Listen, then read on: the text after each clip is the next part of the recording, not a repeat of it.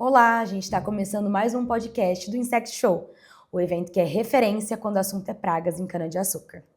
E hoje a minha conversa é com Aira Reis, do grupo BP Bioenergy, que vai contar como as usinas BP têm adotado um manejo diferenciado para lidar com as pragas da cana. Então, Aira, muito obrigada pela sua presença, pela sua participação. E eu já vou começar te perguntando, o que vocês chamam de manejo diferenciado na BP? E que práticas saem desse lugar que tem feito tanta diferença? Primeiro, obrigada pelo convite, estou Imagina. feliz de estar aqui. De forma geral, o manejo diferenciado, né?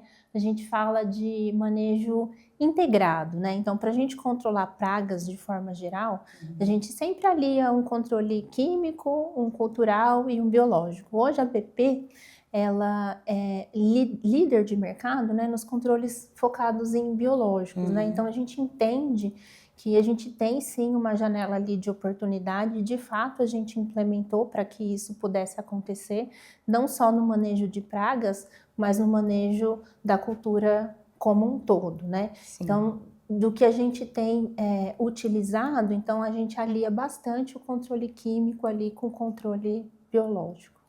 E fala para mim em que momento que vocês perceberam que o manejo tradicional já não estava dando conta do recado?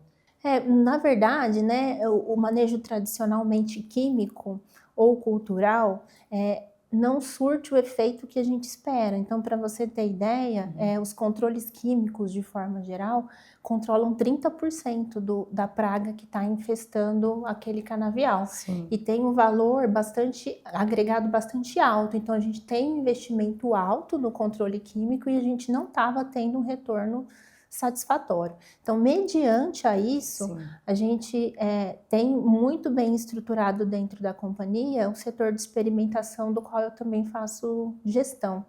E a gente foi fazendo validações e entendendo outro nicho de mercado, e a gente consegue hoje trabalhar com controle biológico, então com sequenciais de aplicação, com inundação de inóculo, com várias aplicações, num custo que se compara ali a metade, talvez, de um custo de um produto químico. Então, a gente tem oportunidade de entrar mais vezes e ter um resultado efetivo. Ainda assim, para ficar claro, né, a gente precisa do químico. O químico, de forma geral, ele dá aquele controle imediato e o biológico vai atuar ali numa forma um pouco mais lenta, mas que ao longo do tempo ele acaba sendo mais efetivo. Bom, e na prática, o que tem funcionado melhor? Reforço no monitoramento, uso de biológicos, ajustes em procedimentos operacionais, integração com variedades ou tudo isso junto? Com certeza tudo isso junto, assim, né? Então, acho que o mundo, da agronomia ali, né, de quem trabalha com qualquer cultura, ele é muito dinâmico. Sim. E qualquer pecinha desse quebra-cabeça que você movimenta, você tem um impacto direto, né? Saí há pouco ali e falei um pouco da importância do monitoramento. É importante, sim, acho que tem que reforçar.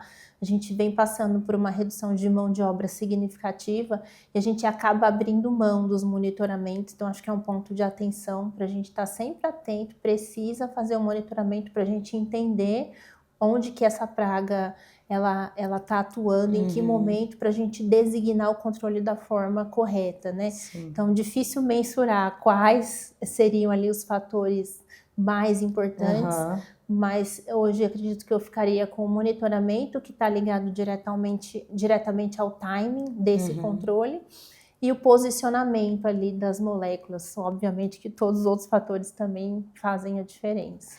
Você acha que esses cortes estão pegando justamente nessa parte do monitoramento ou tem outras? De forma geral, né, engloba o todo, mas a área que mais sente é o desenvolvimento agronômico, que são as pessoas que fazem esse trabalho manual, porque a gente, entre optar por reduzir um operador de colhedora, vai colocar a cana na usina e talvez uma pessoa do desenvolvimento, então o desenvolvimento acaba pagando um pato um pouco maior e a gente tem o impacto, sem dúvida, ali dentro da área. Bom, quais foram os principais desafios para implementar esse novo modelo? E o que exigiu mais esforço? Tecnologia, equipe ou mudança de cultura? Sem dúvida nenhuma, mudança de cultura, assim. Então, primeiro, o time precisou acreditar que funcionava de forma geral. Então, essa mudança, e quando a gente lida com pessoas, cada um tem um perfil diferente, né? Sim. Então, acho que foi muito uma construção, falo que aí nos últimos 4 anos, das pessoas olharem para o resultado positivo para poder acreditar, e aí então abrir o coração e falar, não, realmente esse manejo é um manejo que funciona. E tem como você dar um exemplo, assim, de que práticas, quais as maneiras que vocês foram adotando para essa mudança acontecer? A gente começou engatinhando, como todo mundo, e é o que eu recomendo para as pessoas. Então, em 2019, falando do grupo, a gente fazia 193 mil hectares de biológico. Aí hoje a gente faz a gestão de 450 mil, para você ter ideia da dimensão. Então, fazia ali 1/3 da área. Em 6 anos, né? Essa mudança. Agora, em 2025, a gente está fazendo em torno de 3 milhões de hectares. Então, é um volume bastante significativo, né? Como todo o manejo com as reaplicações. Então, é um volume significativo. Mas o que eu recomendo é que as pessoas comecem, olhem para o resultado e caminhem a curtos passos, né? Então, a gente foi construindo esse manejo ao longo do tempo. A gente está passando esse ano por um ano crítico, climático, muito difícil. Então, é um ano em que todo mundo questiona o que está sendo feito, mas que a gente segue firme, inclusive ancorado por experimentação, por resultados que são factíveis, que a gente consegue seguir com o manejo dessa forma firme, né? Sim, seguir nesse caminho. Nesse caminho.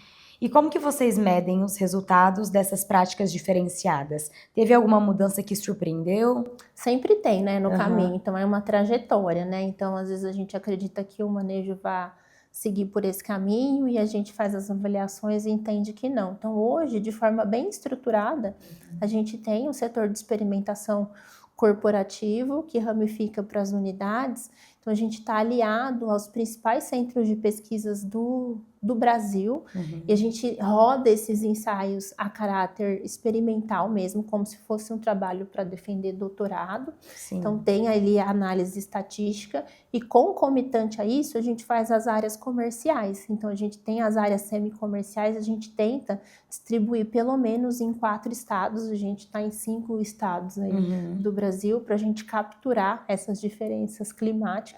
Então, a gente tem avaliações. Então, por exemplo, a gente tem avaliações do protocolo que a gente implementou em 2020, que a gente segue com o monitoramento para poder ter essa certeza de que a gente não vai ter problema para frente. Para ser mais certeiro, né? Exatamente, nessa avaliação. Porque depois a gente, assim, estão passando por um momento difícil. Os questionamentos vêm, a gente olha para o resultado do que a gente tem até hoje e segue monitorando para ver qual que é a tendência. E a gente também não tem problema de dar passo atrás. Sim. Então, a gente vive de lucro e a gente precisa entregar para a companhia, né? Então, se a gente entender que alguma decisão foi tomada de forma errônea, a gente volta atrás, realinha e segue em frente. Assim que tem que ser a vida, né? Com certeza. E para quem quer inovar no manejo de pragas, mas sem dar um passo maior que a perna, por onde que você acha que deve começar? Acho que o mais básico hoje, né, é a aplicação de Bovéria e Metarhizium, assim, que são produtos fungos, né, que estão consolidados. A gente tem uma tecnologia bem legal, tem várias empresas no mercado, né? Sim. Eu sempre falo que é o cara crachá. Então, para quem nunca fez, né? Começar por ele. Exatamente, né? Então, são fungos que estão consolidados, principalmente aí para cigarrinha das raízes. A Bovéria também contamina bem os fenóforos, então faz uma aplicação, acompanha, monitora, são produtos de baixo custo. Que se tornam mais acessíveis, mais né? acessível, então acho que o primeiro passo, então, para quem vai começar, é começar ali com a Bovéria e Metarhizium. Tá certo, Aira, obrigada, viu, por ter participado. Eu que agradeço. Espero que você tenha gostado. Se você tiver mais alguma colocação, algo que você acha importante passar. Não, acho que é isso. Eu queria agradecer ao público que está assistindo, né? Muito obrigado. E acho que é isso.